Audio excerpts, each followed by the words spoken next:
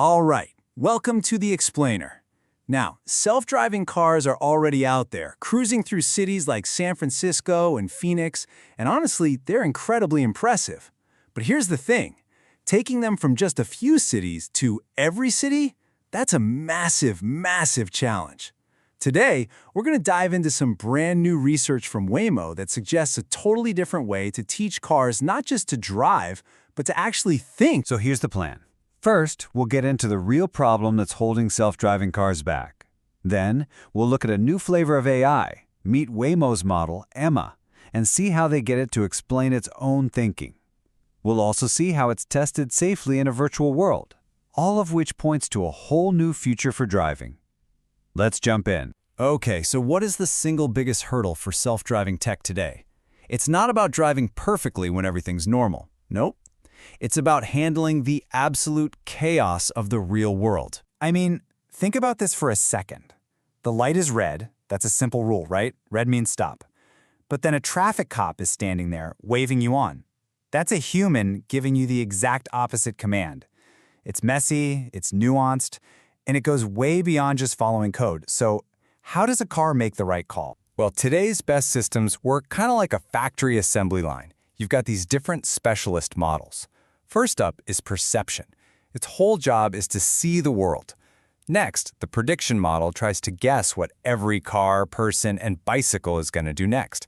And finally, the planning model takes all that info and decides what the car should do. It's a really solid system, but that complexity, that's where the problem starts. And that system hits a wall that engineers call long-tail events. These are all the strange, unpredictable one-in-a-million things that happen on the road. You know, a mattress falling off a truck, a surprise street festival, or that traffic cop we talked about. For you or me, they're super rare.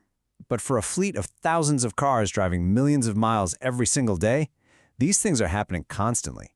And you just can't write a rule for everything. So to get around that long-tail problem, you might need a totally different kind of intelligence. Something that's less like a team of specialists and more like one really smart generalist. Okay, take a look at this situation. It's not just about seeing scooter and person. The context is everything. It's dark. The road is slick and wet, which probably explains why the rider just slipped and fell. This is a super serious high-stakes moment. A traditional system might see the parts, but struggle to put the whole story together. But watch what happens when you show the exact same scene to a big generalist AI model like Google's Gemini. It's different. It doesn't just spit out a list of objects. It tells a story. It understands the situation. It sees the fall, connects it to the wet road, and immediately flags it as a safety-critical event. That's a whole other level of understanding. And this leads to a really interesting question. What if you could build a self-driving car around that kind of big-picture thinking? Well, that's exactly what Waymo is exploring with this new research model they've named Emma. The first version of Emma is so elegant and simple. It just takes two things. First, the live video from all the car's cameras. And second, a simple text instruction for the route, like turn left up ahead. That's it. It feeds both into one single generalist AI model, and that model spits out the entire driving plan.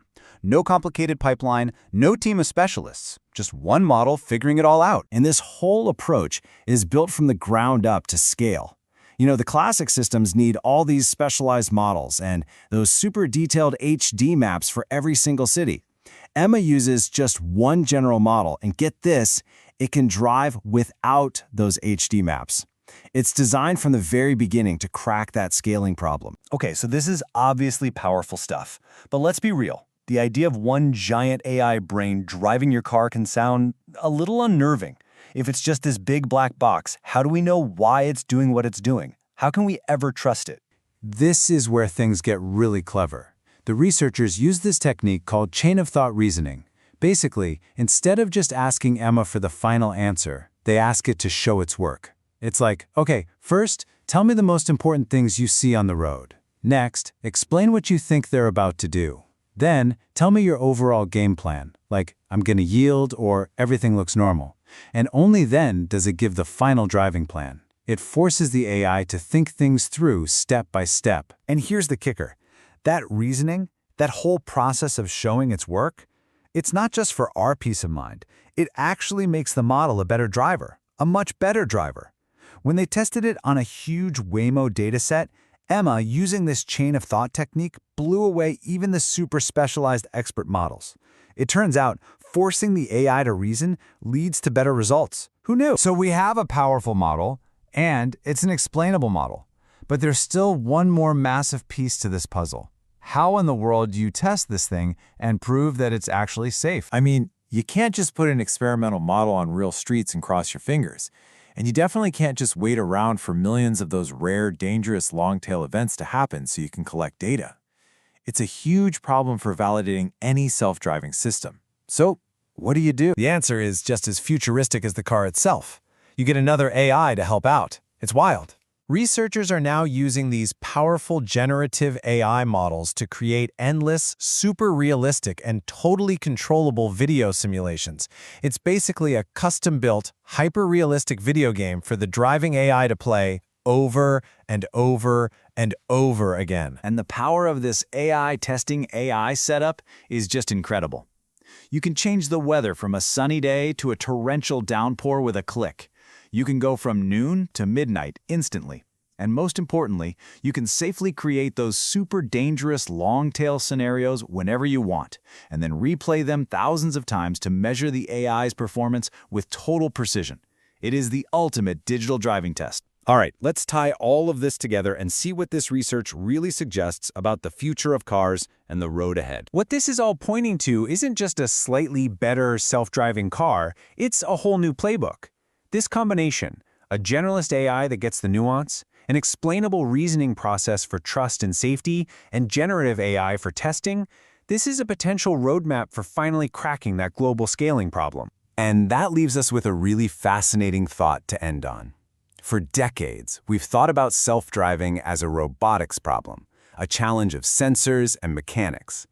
But this research suggests the future might not belong to an expert in robotics, but to an expert in reasoning. It completely reframes the challenge. And it makes you wonder, what else could we solve not with better parts, but with better thinking?